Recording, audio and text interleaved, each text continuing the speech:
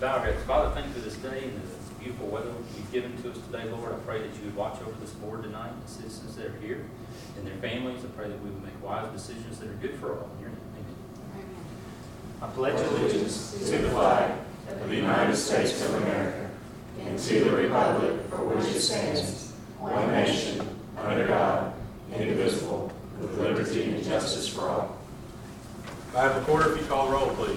Chairman Boyd. Present. Vice Chairman Garrison. Ms. Teresa Henry. Present. Ms. Kelly Dale. Present. Mr. Matt Wright. Present. Superintendent Torrell. Present. We do have a quorum. Mr. Superintendent, would you like to lead us through our agenda? First item is the opportunity for public comment. Are there any speakers tonight?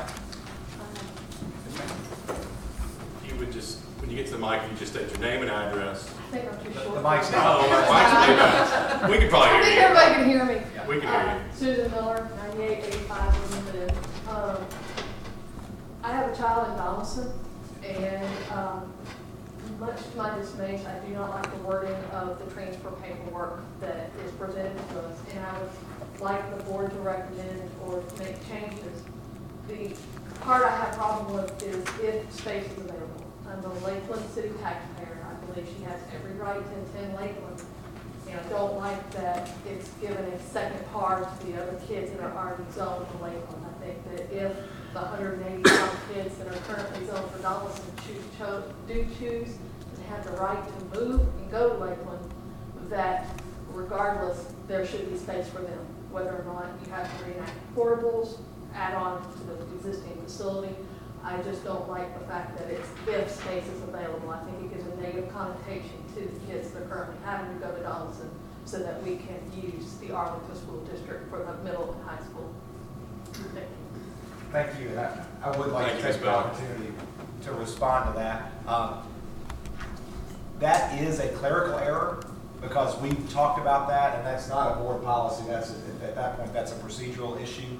And last year, we had that on there originally and edited it out of both the letter and the form, and I'll take responsibility. My guess is this year I used the wrong version of the form, but we have admitted all students for those very reasons. If you live in Lakeland, and this is what we tell parents, if you live in Lakeland and you want to come to Lakeland Elementary School, come on. The only issue is we cannot offer transportation under our interlocal agreement. But I apologize for that because I can understand why that would make you feel like there were multiple tiers of Lakeland students, but that's not the intent, and we will get that corrected immediately. So that was inadvertent. There was a draft where it said that, but upon further reflection, decided it should not be there, and it should not be there. So we'll take care of that. Thank you. Thank you for bringing that to our attention Yes, as well. thank you very much. Any other speakers from the public? Hearing none. Next item. Next item is the reports. Mr. Chairman, do you have a report? I don't have anything to add to the report that I gave next week, so no report at this time. Next is the TLN representative report. I do have a report, and everybody should have copies of a couple of different things. Number one is the bill, House Bill 138. This is commonly referred to as the Common Core Bill. And as we all know, we passed a resolution saying that we are opposed to Common Core, and the legislators obviously heard that message from a lot of people across the state and worked diligently to kind of back up on the Common Core plan. And this bill specifically addresses kind of what we're going to do going forward. Some of you guys may kind of know what the process is, but where this is going to shake out. Next school year, it still doesn't affect us or any school system. But a board will be appointed, and I think it lays it out in the bill, but I want to say the governor gets 6 appointees, and then there's 4 other appointees that Senate and House can make, and that group will actually start working on the new standards going forward. And of course, this is for every subject at this point, so it's a complete tear down and start over. The other interesting thing that from a legislative overview that I'm personally happy about is not only will representatives, and senators get to make appointments to the board, everything will still have to go through legislative oversight moving forward. So I still feel like there's a lot better oversight in terms of how the process is going to work, what we're actually trying to do from a standards standpoint. I spoke to Representative Lawler today, and I'm not going to mention names, but he threw out a couple of people that they've already talked about trying to get on the board that I think we would all be very happy with. So I wanted everybody to have a copy of that because that is the actual bill. It has the amendments to the bill. I would read through that at your leisure, and I'm sure Superintendent Oral will get to know that very, very, very well coming up here soon. A few other things, though. These are some of the bills that I've sort of kept up with this year. Some of these you probably heard of. Some of these you may not have. But there are several that really caught my attention. I'm just going to kind of go through as they're in order. The first one, the Senate Bill 63, House Bill 1171. I thought this was interesting. I asked Representative Lawler about this, and he was trying to think of some specific examples, and we're going to kind of reconnect over those. But it talks about local boards can refuse federal funding for certain programs, which I think was probably directed at Common Core to some extent. The only caveat to that is we cannot refuse federal funding if it affects other local educating agencies. So if it's a statewide issue, you still have to accept the federal funding, but there's some leeway possibilities on some of the other federal funding guidelines. But I don't remember, Superintendent Worrell, how much do we get from a federal funding percentage-wise? I know it's a small amount from federal. It'd be hard for us to come up with a percentage, but it's Yeah. relatively small. It's relatively small, but something to kind of keep an eye on because that is law as of now. Next one, House Bill 36 allows LEAs to opt out, including the students' TCAP scores. This was interesting to me because there's so much discussion on state test and TCAP, obviously, where if we as an LEA decided that the TCAP does not factor into grades for the year, we don't have to. So I think that's interesting, something the board may want to look at some other time. I know a lot of parents talk about the pressure that the kids feel to score well in TCAP, and I'm all about testing and measuring, but it is something to think about a little bit because that is effective as of now going forward. Tennessee Teaching Evaluation Enhancement Act, Senate Bill 119. Something else that I was going to ask Dr. Horrell to sort of look into a little bit further, that this goes back to evaluating teachers best determined and based on the scoring of the test. And like Representative Lawler gave a great example today, and we've all had this discussion over time anyway.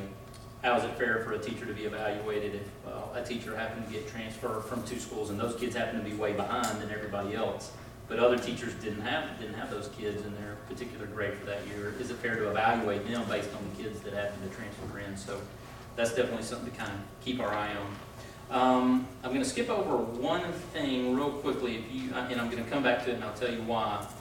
The vouchers bill did indeed fail this year. There were two main voucher bills this year. Both of those failed. However, there seemed to be more support for it this year than in years past. It didn't make it out of any of the committee hearings, so there's actually no way for it to get to the House floor and be killed permanently. So this will come up again next year. And there's, some discussion about they feel like there's some growing support for it. However, this was introduced very late. House Bill 138 by Deborah Moody. I just found out about this probably 2.5 weeks ago myself, 3 weeks ago. And this is a vouchers program for disabled kids, which is kind of interesting. I think originally the way the bill was worded, it was pretty all-encompassing, where a lot of people could in theory qualify for a voucher under that bill. But then it was kind of pared down to where I think it's only 18,000 kids in the state would actually qualify for this voucher, and it's pretty serious issues like if a child is deaf, blind. I mean, there's some serious guidelines that have to be met in order to qualify for this particular voucher. But there was concern, could it be expanded, going forward, because this bill did pass very slightly, but it did pass. And it is law starting, I think, the 2017 school year. I'll have to look that back up again. But as of now, technically, there is vouchers in Tennessee for certain students that meet those qualifications. I think we had this discussion, Senate Bill 10 and House Bill 10, the citizenship test. We remember that we had this discussion. That did pass, that is law, as of starting January of 2016. So the public knows, there was a bill introduced that requires high school graduates to pass basically a certain test that shows that they have a solid understanding of U.S. citizenship, history, things of that nature. Basically, it's everything that if you're trying to apply for citizenship or immigration and become a U.S. citizen, they have to take a certain test. And it was the idea of certain legislators that if they have to know a certain amount of these things, doesn't it make sense that our high school graduates should also know some of these things? So that is indeed law now. You only have to pass 60 out of 100. And one of the questions that I think somebody brought up with me, or maybe I heard it somewhere else, was does it actually introduce new cost, like when you test and things like that? It can actually be factored into a history test, as an example. There's ways to test for this outside of just sit down and everybody take this test, so there's some leeway there. But starting January 2016, all Tennessee high school graduates have to have be able to prove that they have a good understanding of that. The voucher bill, we talked about that. That is now done for this year, probably come back up next year.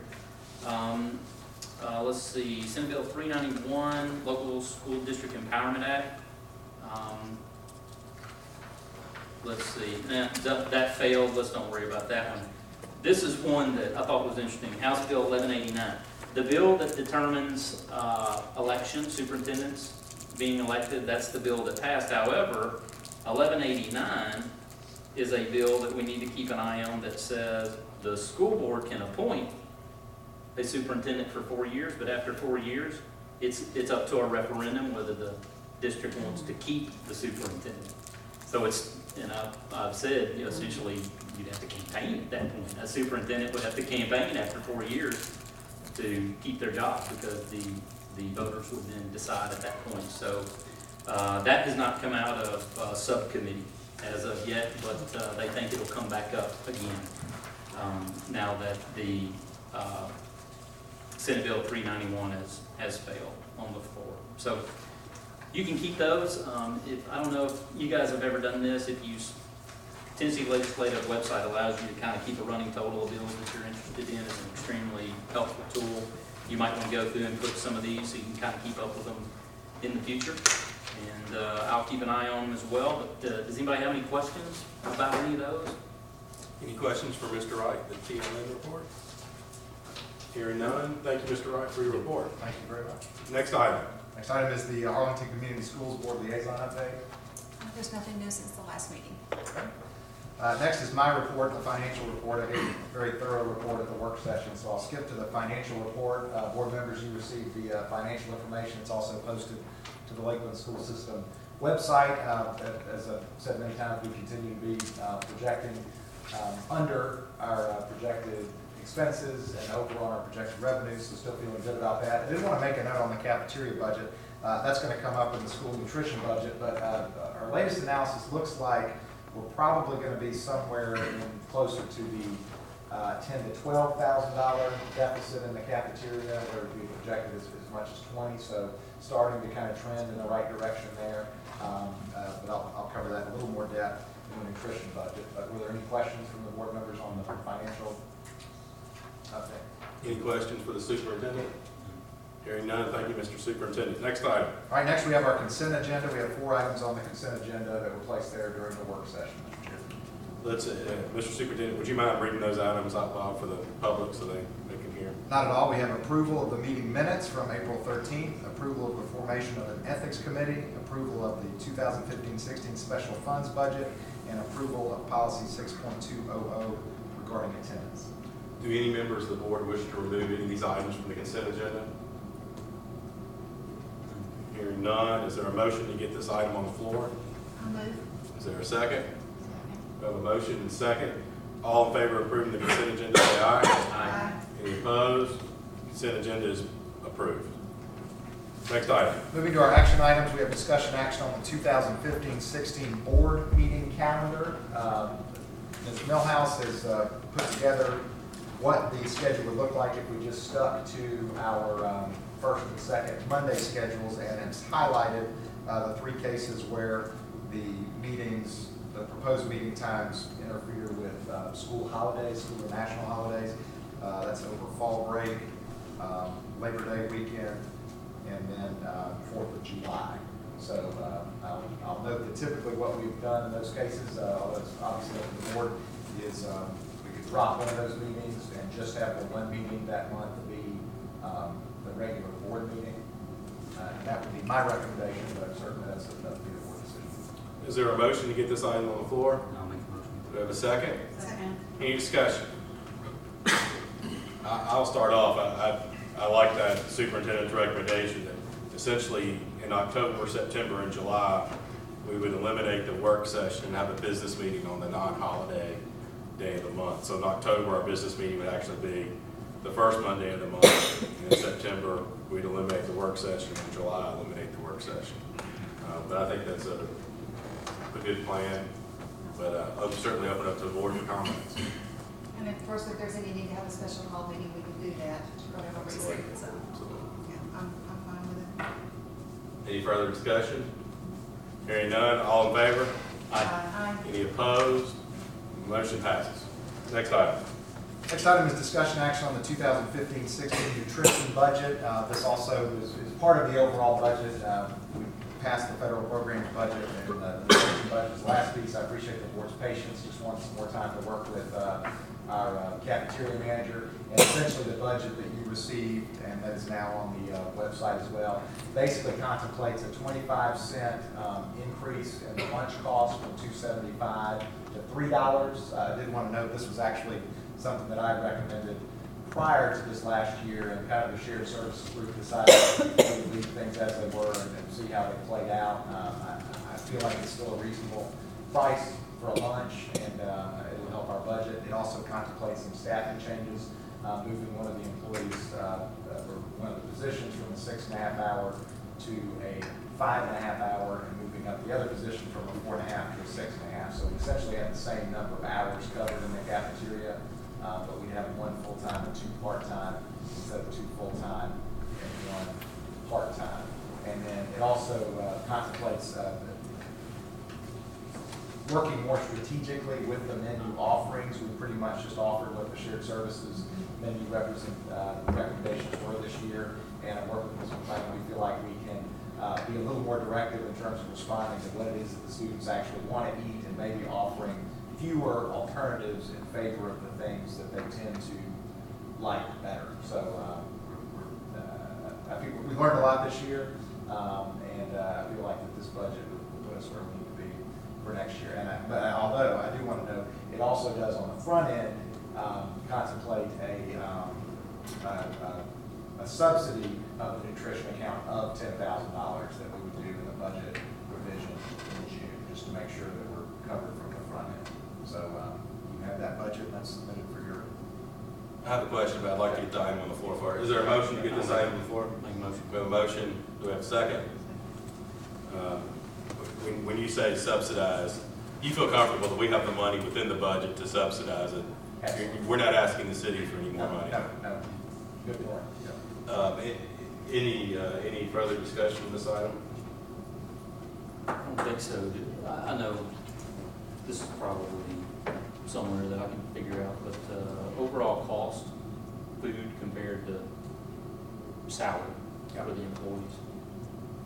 I've just wondered before, and this is much easier said than done by people smarter than I, but is there a way to estimate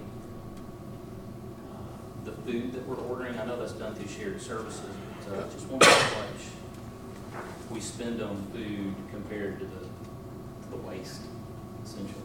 To the waste? That's never eaten or bought. I don't have that tracked. What I do have is every month I do a amount that we're spending on food per day. I can tell you in April, due to some changes that we made, we wound up spending $271,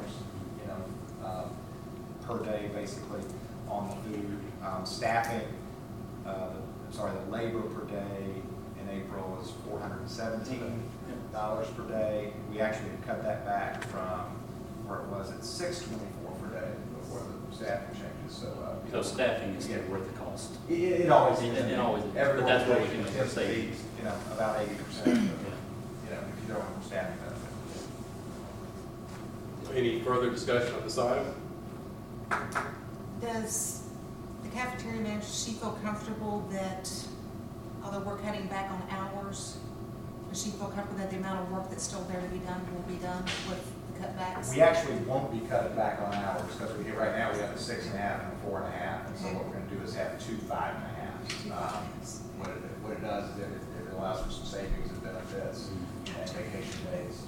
That's, okay.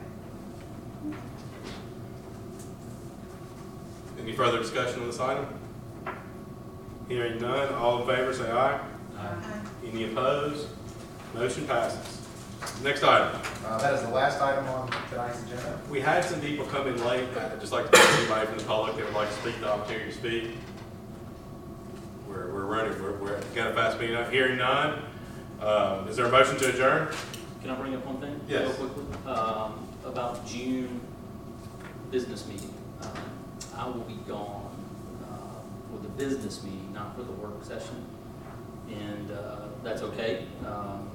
Occasionally we have to miss, but I wanted to say last June we ended up combining work session and business meeting, which I'm in favor either way. It just depends on what everybody's schedules happen to be. If I'm the only one that's out, then I'll just miss.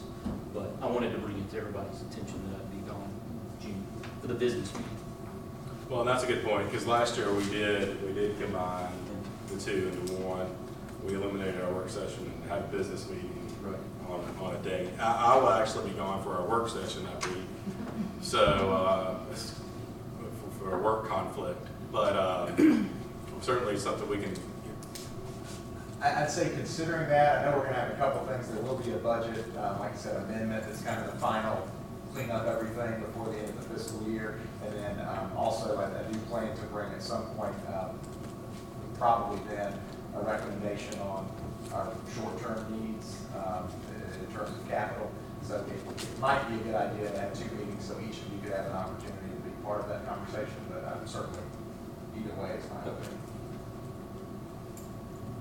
So I'll tell you what, for the record, let's get this item on the floor because I feel like we're about to have a discussion. Is there a motion to add this item to the agenda? I'll make a motion. Is there a second? We have a motion and a second to add discussion on the June meeting date to the agenda. All in favor of adding this item to the agenda, say aye. Aye. Any opposed? The item has officially been added to the agenda. It is open for discussion. Mr. Wright, you kind of led us off. Yes. For the record, let me repeat myself now that we're official. So I'll be gone for the business meeting, which would be on the 8th, I believe, in June. Sounds like Chairman Floyd will be gone for the work session. Dr. Worrell, your suggestion is we still need to have 2 meetings. You're just saying we need to schedule those. Am I understanding that correctly? You would still suggest 2, a work session and a business meeting? Well, I was just saying it's a matter of making sure that everybody had an opportunity. Yeah. If we can't do one or the other, either you or Right. Chairman Shirley would be able to give feedback onto those Right. items, Right. you know, if there is any. What is the, I'll lean But it's- whatever you think is best. But as long as we have both meetings, it's a non-issue, in your opinion? Is that what you're saying? Well, I'm Because just saying. one would attend one would attend the other. the only issue would be that we don't vote at work session, so Yeah. Mr. Wright could have input in whatever, but he wouldn't have to vote. Right. Or if we think there is something that's important to be voted on, if Dr. Orr brings something forward, then we could just call it a special meeting. Is that a fair assumption? Sure. Because I think there's hopefully a gap here where everybody would be available at least one day. What is, One just, day. whenever we start throwing dates, that's the hardest thing we do Well- is agree on dates.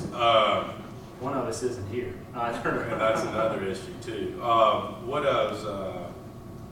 What if we moved it from the 1st to the 3rd, June 3rd?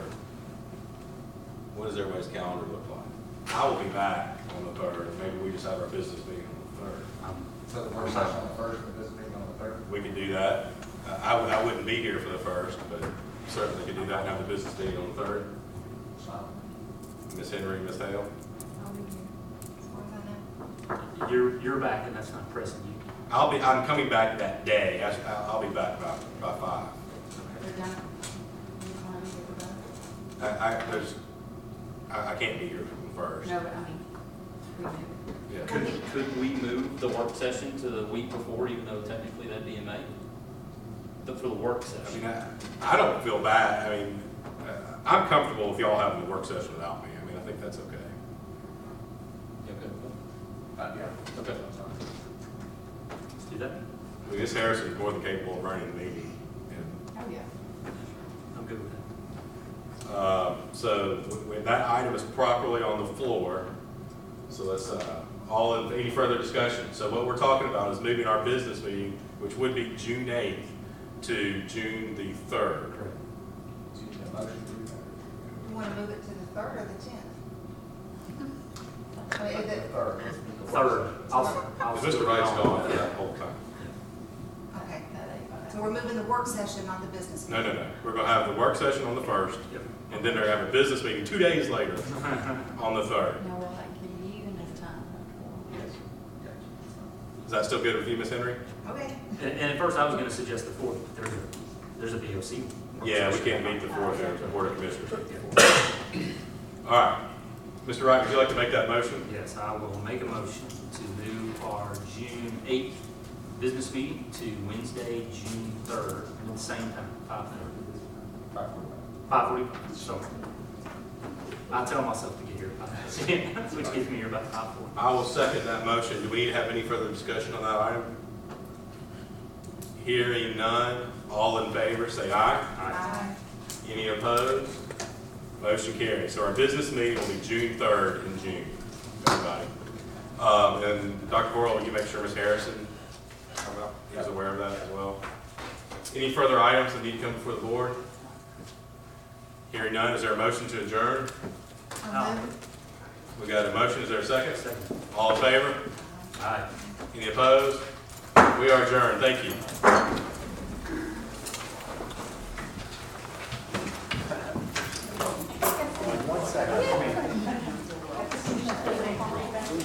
This is the hardest thing. I'm joking, but it is the hardest thing we do. You get 5 calendars, especially in the summer. I've known